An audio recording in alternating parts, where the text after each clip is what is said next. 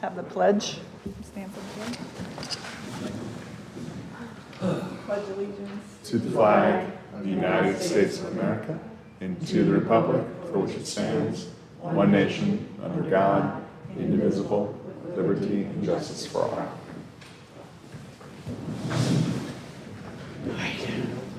roll call. Lenny Arnold, he called, he asked to be absent today. Lisa Colorado, Here.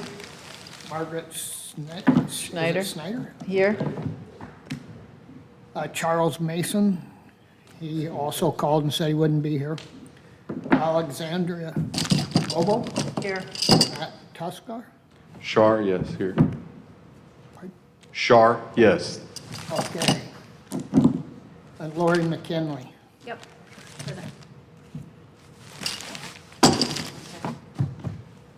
So the approval of the minutes from last time. I know you wanted to have him, have Lenny sign it since he Yeah, chaired it we'll last time. move but that to our next meeting. Does anybody have any comments on that or anything? Yeah, anything that you guys? We'll do, We'll you know just- what, we can do the approval next time. Okay. Oh, I'm sorry, the approval of the agenda first. We have a motion to approve the agenda? So moved. Second. Second. Second. Second, we have a motion and a second, all approved. And I don't think we have any business to disclose a conflict today, right? Nope, we have no we don't official have business official tonight. business. We have any unfinished business from last time to cover? All right, new business? No? None. And staff reports Hey, that's me. and announcements. All right, just kind of want to give you guys an update on the vacation rental process, what's happening in the background, just some information to get us going and get you guys up to speed. So basically, we have the definitions. If you guys all read that, it's what the state calls it, what we call it, the BTR. Here, we call it a BTR, and that's the business license to do a vacation rental. The RS1 is a registration for the residential area, okay, for the RS1 zone. They're the only ones right now that apply for that application as well. Everybody that's doing a vacation rental has to do a BTR. They have to have a license to do that. And then the other items on here, OpenGov, that's our software that we use, a platform that everybody applies for registrations, applications, building permits. That's the software that the city uses. And Rentalscape is a company, a vendor that we use to find out who's advertising vacation rentals. Because if they don't apply, we have no way of knowing. So they're our key source to find out people that are in the city that are out there on Airbnb and, you know, advertising for vacation rentals, but not licensed through the city. Okay. I did some Google, oh, go ahead. Want to have questions at the end, or? Well, we could do it at the end, because you may get some of the answers through this process. I do have a spot at the end for questions. I just did a Google search, just some information on what they call it. Basically, so your vacation rentals, they're basically a 30-day or less rental 3 times a year. And that's what we consider a vacation rental. If you rent it for 6 months or whatever, it wouldn't be considered a vacation rental. Okay? So here's some numbers over the past 3-4 years that I've compiled of BTRs versus RS1 applications. And you can see that in 2023, the city did a real good job of going out there and getting people to apply and get registered. So you can see the BTRs, the gray going across, This year, the renewal process ends at the end of this month. So if you go to the next screen, Lauren. So those 469 should move over into this group after next month. The RS1s are renewable each year based on the date that they created it. The BTR, the license, that's every year, September 30th. Okay, so every year it expires on September 30th. Rentalscape looks at all of these sites out on the internet, and I'm sure they're adding more as they go, but these are some of the main ones that they go out there and kind of scope out, find addresses in Cocoa Beach that are advertising that, hey, we've got a place that you can rent. And that's where we find out the people that we have to go after to get licensed and registered and to be legal in the city. So looking at Rentalscape, I've been tracking it for a couple months now. And there's actually a total of 1,566 as of 8/7 that are out there being advertised for vacation rental. So, and this is based on BTRs because everybody has to have a BTR. Not necessarily RS1 at this point. These are all BTRs, so everybody has to have that license. So what we're looking at is we have 483 that are licensed, 1,049 that we have to go after. These ones that say applied, they're in the process, of course, of redoing their license, and the ones that are stopped are normally something's wrong where the fire department has said you need to put in some kind of equipment that isn't there right now. Those are applied ones. Yep, those all add up into applied or licensed. Okay. These are just the RS1 zone only, and you see they're advertising 295. We have 172 that we have licensed, and we have 111 that we're going out to get, that we have to make sure that these people get registered. And the RS1 is pretty important too, because they have to have the fire department come through and do an inspection. So for safety purposes alone, if you want to rent somebody's house, you want it to be safe for that person that's in there. So they have to have the smoke alarms and been approved to ensure that they have egress that's proper and so on. And this is kind of a cross-section of all the different zones, 1,566 total. But as you look across them, you can see that the Ocean Side CT1 and OC, they make up over 600. RS1 is 300. And what we're looking at now based on, the commission has asked us to look at RM1 and RM2, more of a single family type residence, to go after the same situation as RS1s, where we look at expanding the restrictions that we put on the residential area. Right now, on residential, restrictions basically are a maximum of 8 for occupancy and 4 vehicles in off-street parking situation. So they have to be in the driveway or in the garage. So we're looking at doing the same thing for RM1 and RM2, so we're starting to expand our restrictions, I should say, I guess. So basically, some of the closing ideas are, we're a little bit behind in the race, but we're catching up. We're going after these folks. We have some new software coming in that will help us keep people on track.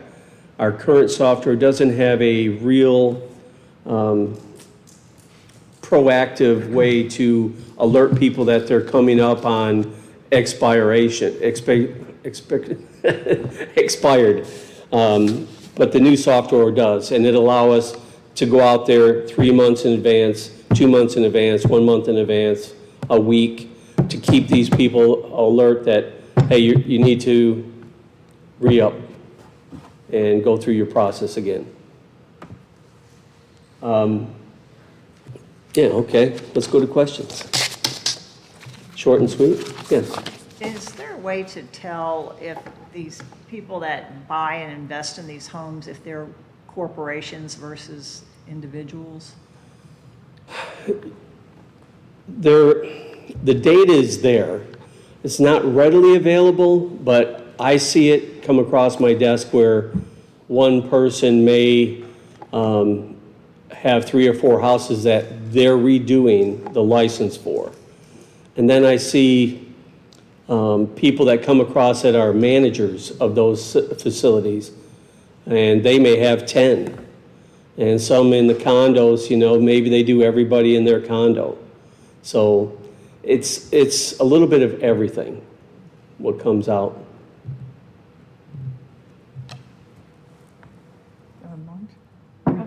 Go ahead. So my question is a little bit like that. So there are a few vacation rental property businesses that I'm aware of locally, and I know one of them has over 100 things. Like, how do you go to them and say, you need to provide me a list of all of your local places, or is it up to them to come to you? It's really up to them.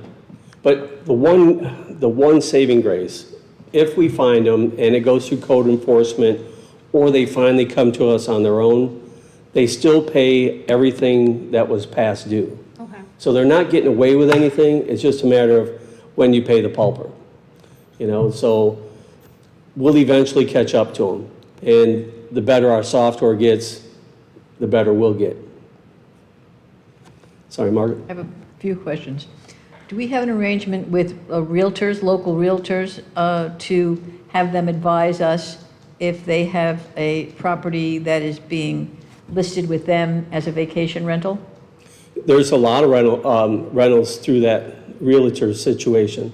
So do we have, with the Coconut Properties and Coldwell Banker, and do we have any kind of arrangement with them? I noticed, I didn't see any, I saw companies that are basically in the vacation rental business. Correct. I didn't see companies that I would suspect most people will register their house with. Yes, that they Local Coldwell for Banker managing person. their Yeah. situation. So do we yes. have that? Can we do it? I don't know if there's anything that will force them to tell us that they do, but there are some realtor companies that come to us and make sure that they're following our guidelines. So is there a process that maybe the city can send a letter to all of the local realtors and just remind them that we're trying to get our arms around this vacation rental thing, and we would appreciate it if they would advise, very similar to other realtors in the area are doing? I don't think that's a bad idea. I think we can do that. that's very doable. And you mentioned that all vacation rentals must have a safety inspection by the fire department. Is there a fee for that, or is it included in the registration fee? There is a fee, but it is included in the one-time fee whenever they sign up. Is there a So- penalty if you catch up with someone after a year and they haven't had that safety inspection? Yes. There is a penalty. There is a penalty, and it can get pretty steep. Okay. We all know that there's tons and tons of properties that are running rental and Airbnb or the like, and not registering. Is there an ordinance? I think there's an ordinance against overnight parking on residential streets in the city. Am I right, Randy? Am I wrong? I think, yeah, I think you're correct. There is an ordinance, but I don't think they enforce it to the point that unless somebody calls and knows, okay, there's 15 cars out in the street for that one place. Well, the thought occurs to me that we could make a whole bunch of money for lifeguards if we had the parking enforcement officer work one night a week or 2 nights a week, different nights of the week, on an evening shift that ticketed cars, I guess, after, I think, usually it's 2 o'clock in the morning or 3 o'clock in the morning is considered overnight. And I would think that in that kind of a situation, we could have a graduated fine if that car is a continual delinquent parker. So that might be something I mean, I know, That's a I've good watched the idea. budget meetings, and I know we're kind of strapped for money, and I think there's a lot of ways that we can make an awful lot of money here that we just need to think about it. Yep. Well, out of the 1,500, there's 1,000 out there that haven't paid. That's money in our pocket. You know? Yes. My question would be, who is it, or is there somebody dedicated to going out, finding these 1,000 people and collecting that? Well, code enforcement does a lot with that. And they do a lot with people that park in the street, have too many cars, have too many people. So there's a couple things going on in the background. Right now, code enforcement does something like 12 to 15 letters a month. I know that doesn't sound like a lot, but there's a lot of work that has to go into that. You have to get a registered letter out to the people. They have to sign for it. If you don't get it back, if it comes back, it may be a month later before it comes back to us. Sure.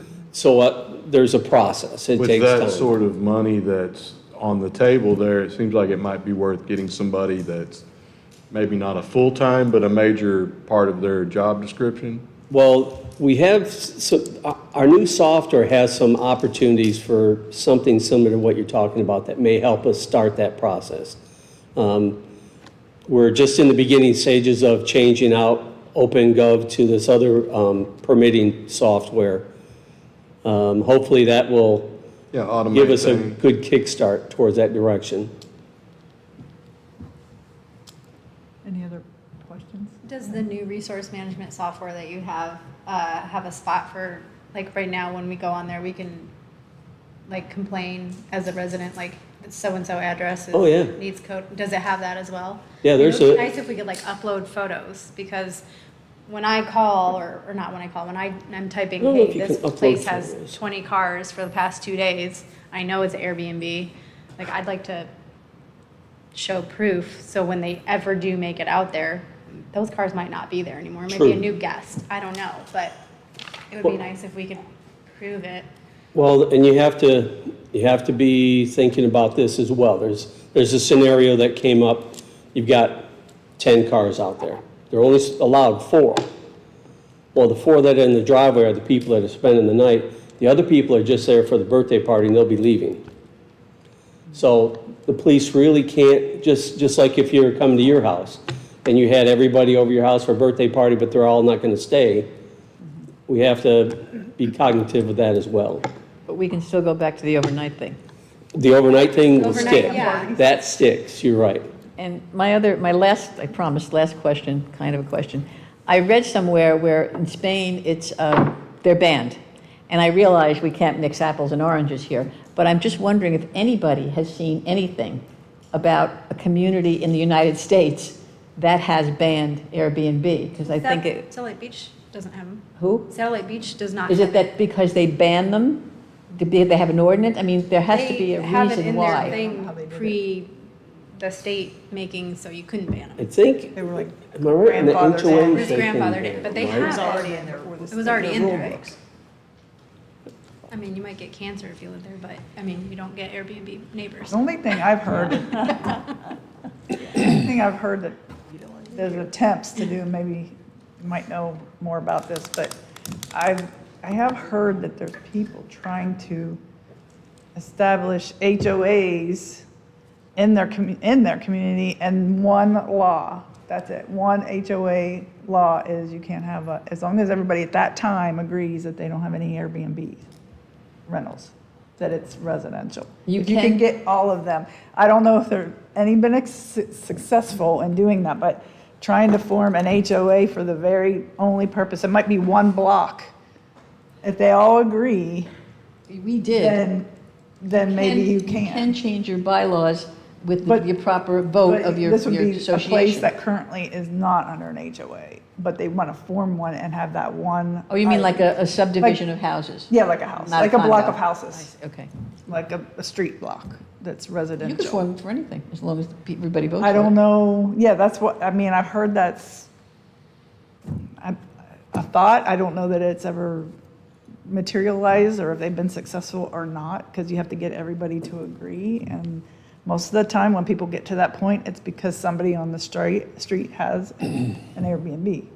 So you gotta wait till they, Or has a bad lawn. yeah, or has a bad, yeah, something, you know, trees or you gotta falling wait down. till they sell it or, you know, no longer there or something.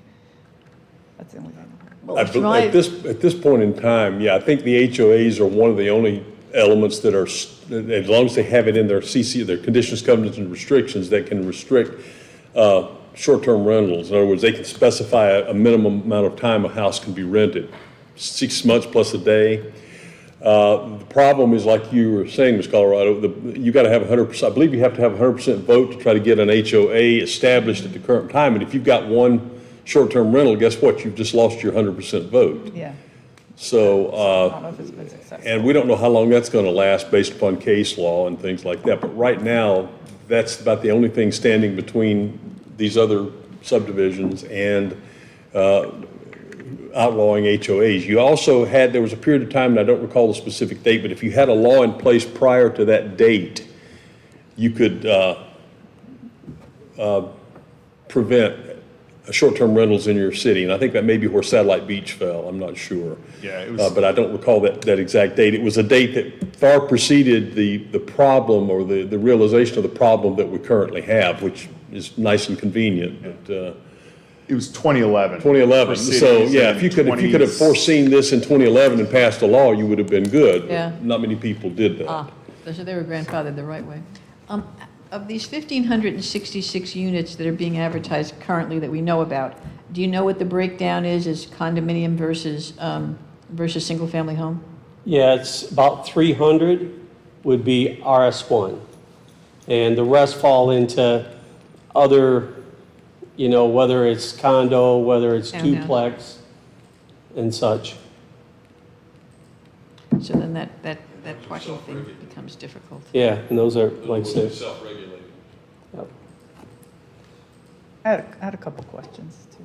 Yes. The data, the data that mines all the different sites, does it account for when they advertise on several sites? Like, Yes. so it only counts them once, or does it on there like? Yeah, 4 times? So well, those are real, like, I do it. oh, you. So I get it, and it may have 3 or 4 different sites it's advertised on, and I condense it into a single, I tabulate it into a single. So those So numbers, that, they could be multiple sites, but I'm only looking at it for one one, license. even if it's on their 5 different sites, you're just Exactly. counting one, okay. so Correct.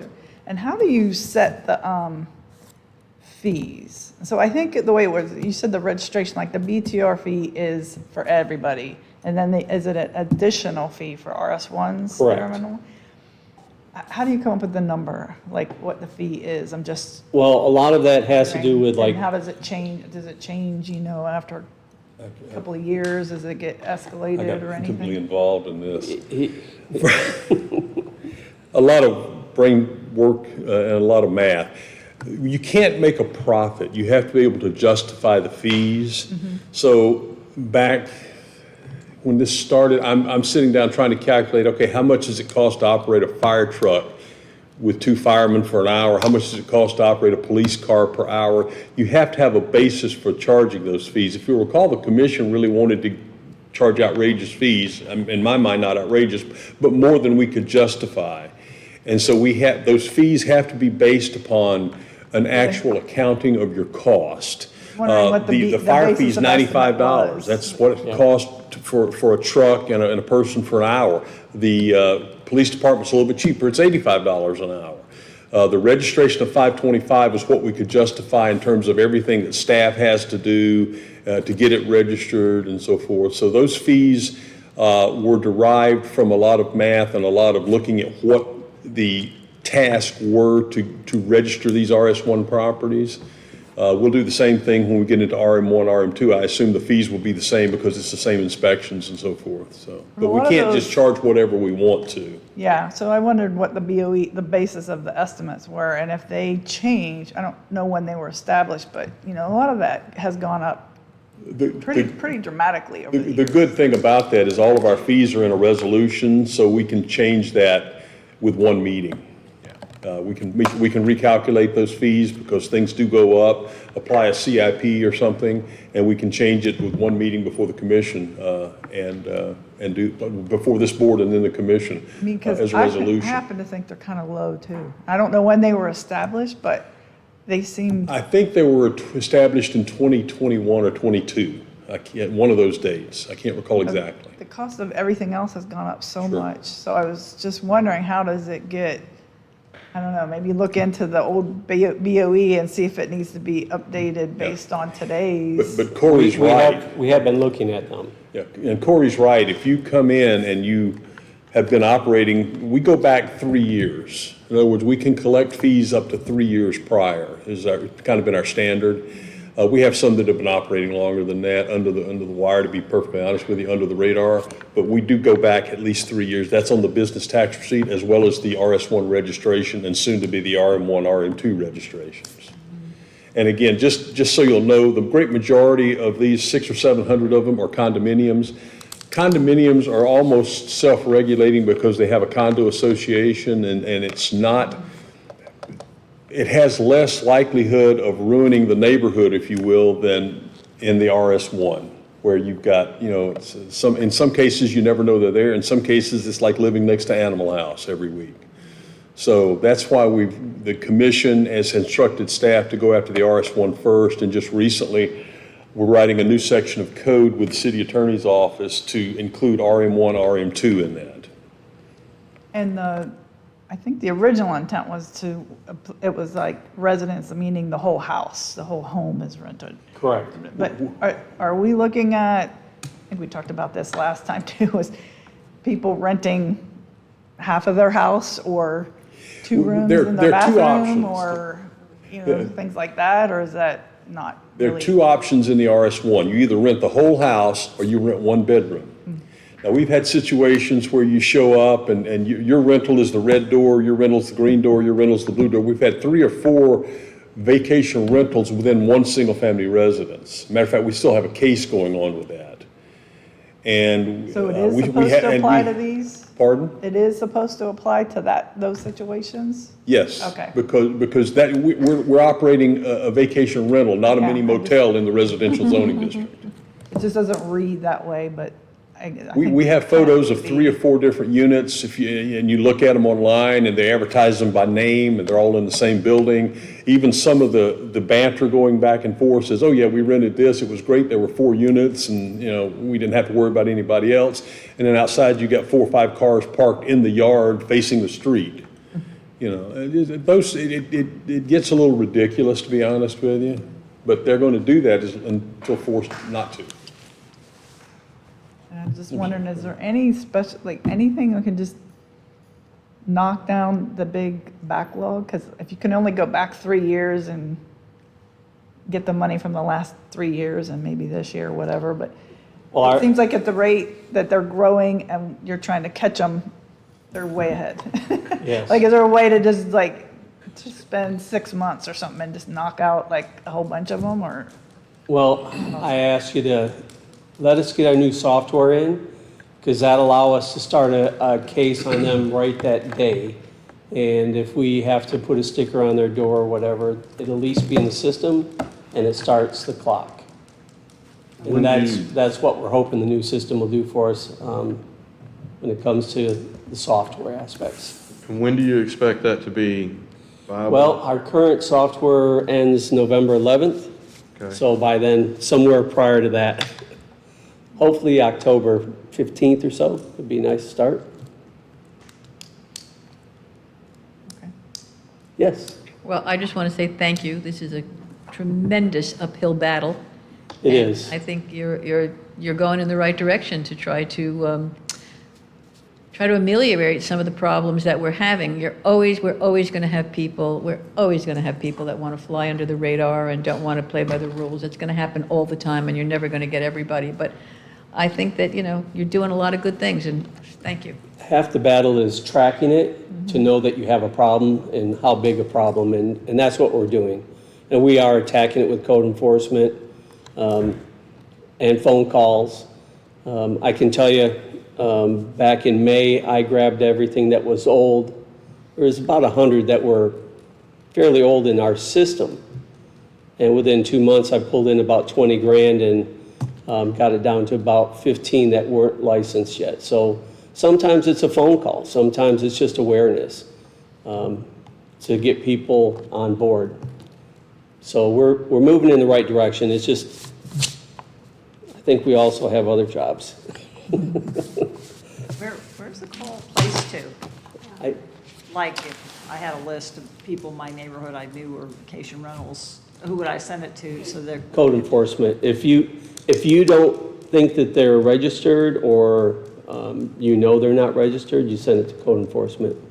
but I wouldn't necessarily know. I just know that there's people coming and going, different cars several times a week. Just, So- all you have to do is, if you call code enforcement, that would be the first stop. If they're not registered, they can send out a letter and get them going. So what are you asking, is there a way on the site to know which ones have been registered? Is that what you're, so you could just say, hey, this is already That would work registered? too, if there was a checklist. Yeah, is although there a that- place that shows which ones are registered, or is that not? I don't know if you guys can see that or not. We can tell at the city, we can bring it up and see if they have a license. I don't know if you can look at their address to find out what BTRs or whatever they have. It is accessible through the city clerk if you want to ask about it, but I don't think that you can see other people's online. The only thing I wouldn't like about that is then someone could say, I wonder what, was a vacation rental, and they could go on a site and see the addresses and figure out Yeah. which one they want to.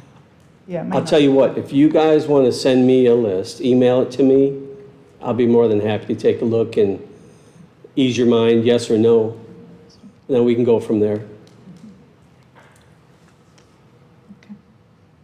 Any other comments? No? Oh, I was back to the real estate question. Since you said a lot of it was like lack of awareness, maybe that would be a good way to start that conversation with the local real estate agencies. Like, hey, when you're selling and they're going to do a vacation rental, like this area has XYZ, and I have to inform the city or something like that. Like, just, hey, by the way, this is going to be a vacation rental. You need to Yeah. follow up. We'll follow up with you. I can tell you this, they're out there pushing. The realtors know. And most of them are probably trying to say, come with us. Yeah, they're probably. And there are some good real estate agents, don't get me wrong. They make sure that they follow, you got max occupancy of 8, you got a max occupancy of 4. You've got to get your fire inspection done. There's some out there that are forcing people to do the right things as well, because they want to have a good reputation as well. But then there's always other people. Anything else, folks? No? Thanks for listening. If you have any other questions, whatever, don't be afraid to email me or whatever. Right? This would be good to see occasionally. I guess you're going to start bringing it. I will. Probably every meeting or something. Yeah, about every 3 years I'll bring it in. Some changes. I'm kidding. All right, All right, thank you very much. thanks. I assume we have no public comment because nobody's here. Any board member reports or announcements? No? No? All right. I have nothing. Anybody? Okay. And I think that's adjourned for today. All right. Good. Thank you. Thank you all.